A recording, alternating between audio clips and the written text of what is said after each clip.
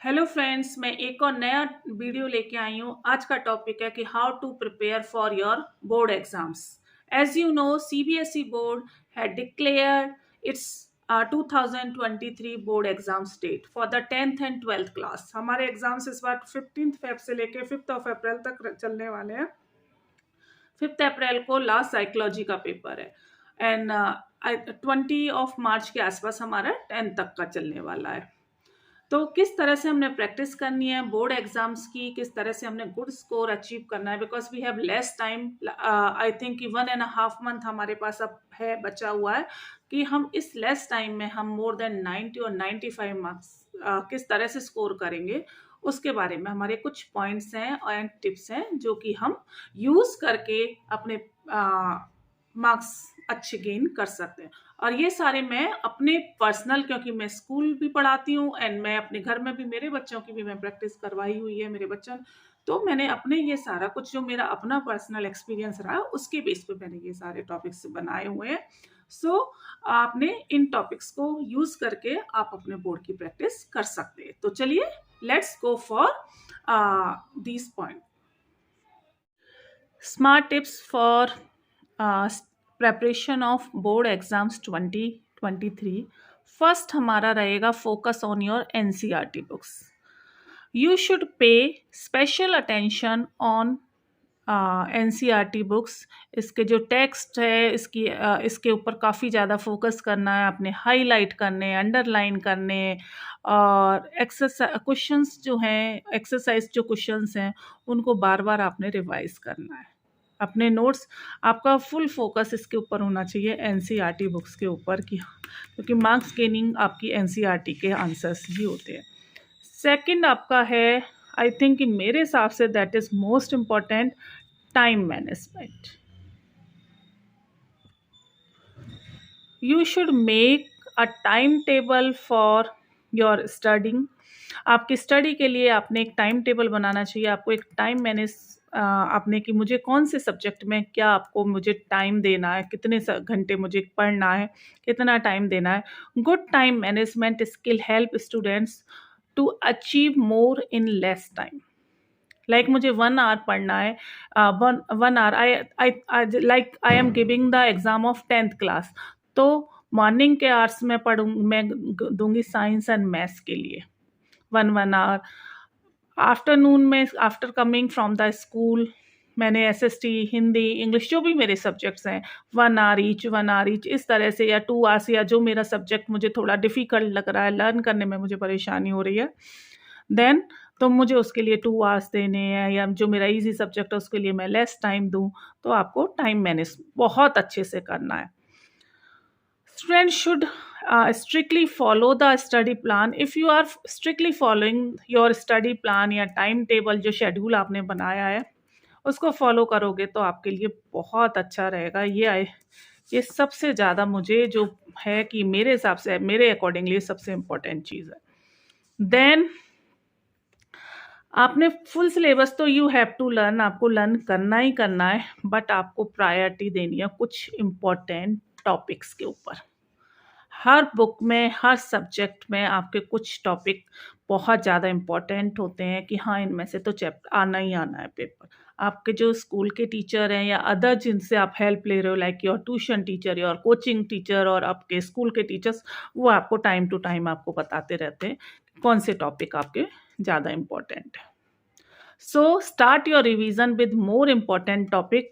आपका जो रिवीजन है आपने किससे स्टार्ट करना है, जो ज़्यादा इम्पॉर्टेंट टॉपिक्स हैं, जो कि आपको लगता है आने हैं, आपके टीचर ने बोला हुआ है कि बच्चे इस टॉपिक में से तो आना ही आना है, या इस चैप्टर में से तो आना ही आना है,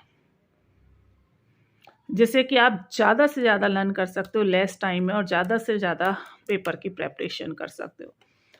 आपका जो फोकस है वो किसके ऊपर होना चाहिए, हाई वेटेज चैप्टर्स, कि हाँ, इन चैप्टर में से तो बहुत ज़्यादा, लाइक 20 मार्क्स का, 10 मार्क्स का, इसमें से आना ही आना है, और इम्पॉर्टेंट टॉपिक्स।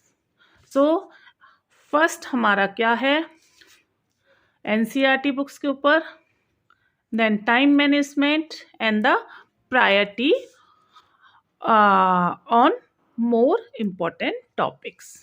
अब नेक्स्ट टॉपिक हमारा कौन सा, अब नेक्स्ट टॉपिक हमारा है एक स्टडी ग्रुप आपने ज्वाइन करना है। स्टडी ग्रुप मीन आपने जैसे कुछ अपने दोस्त हैं, आपके फ्रेंड्स हैं, या जो भी आपको लगता है आपके ट्यूशन सेंटर में जो है, उनके साथ एक स्टडी ग्रुप बनाइए, लाइक 2, 3, 4, 5 जो भी हो, पर मेरे accordingly not more than 5।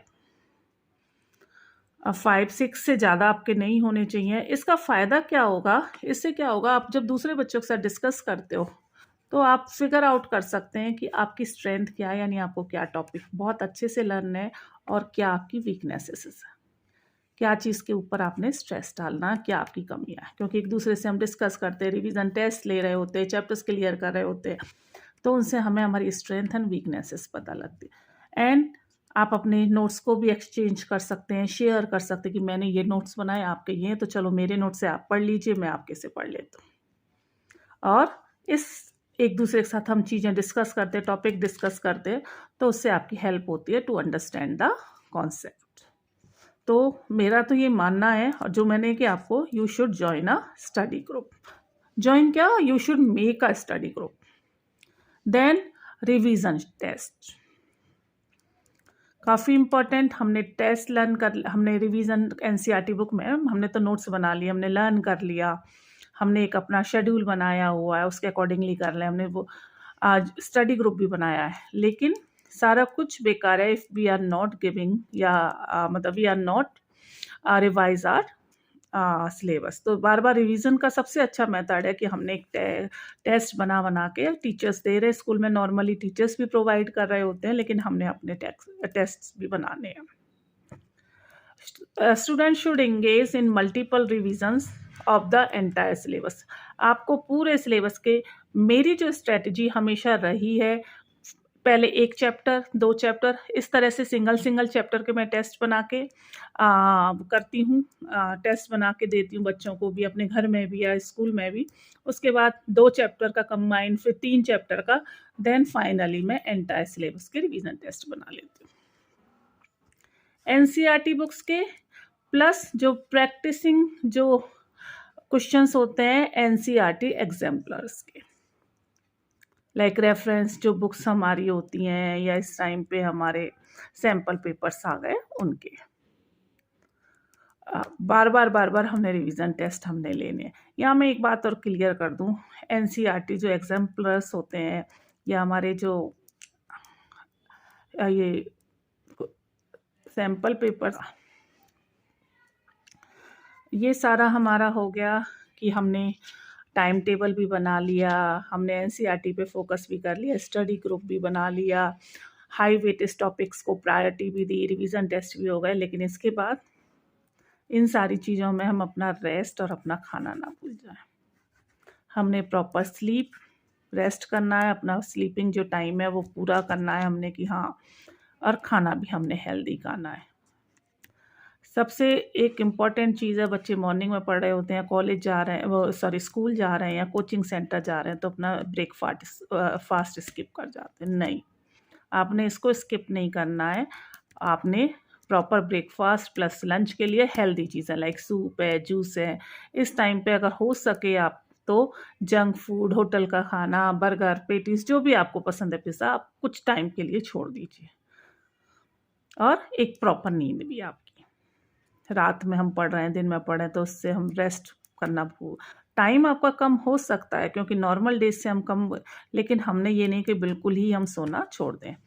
And एक और इम्पोर्टेंट, हम भीड़ में नहीं पढ़ सकते, क्राउडेड जो हमारा घर का एरिया नहीं, तो अपने लिए कॉर्नर, अपने लिए फाइंड आउट करिए। स्टडी के लिए एक छोटा सा कॉर्नर अपना ले लीजिए, घर में कहीं भी हो, क्योंकि सबके घर ऐसा नहीं है कि बहुत बड़े हैं या बहुत ज़्यादा स्पेशियस होते हैं। छोटा सा कॉर्नर, बिल्कुल शांति, क्वाइट एरिया हो, तो आपने अपना वहाँ अपना टेबल, स्टडी टेबल अपने सेट किया, या जो भी है घर उस सेट किया, और अपना चुपचाप उसमें आपने स्टडी करी। और एक और ये मैंने अलग से, इस टाइम पे आप कोई भी इलेक्ट्रॉनिक गैजेट्स है, लाइक योर फ़ोन है, टीवी है, इंटरनेट, मीडिया, उनसे आप दूर रहिए।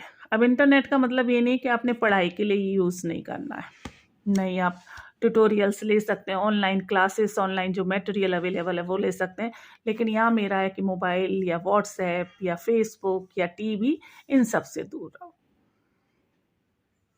आई थिंक कि चीज़ें क्लियर हो गई होंगी। फिर भी मैं आपको पॉइंट्स दोबारा से मैं आपको बताती हूँ कि देखा कि मैंने जो आपको पॉइंट्स बताए हुए हैं, अगर हम इन 7 से पॉइंट्स का अगर हम ध्यान रखते हैं तो हम काफ़ी कुछ अच्छा कर पाएंगे अपने बोर्ड एग्जाम्स के लिए। काफ़ी अच्छे स्कोर को हम गेन कर पाएंगे।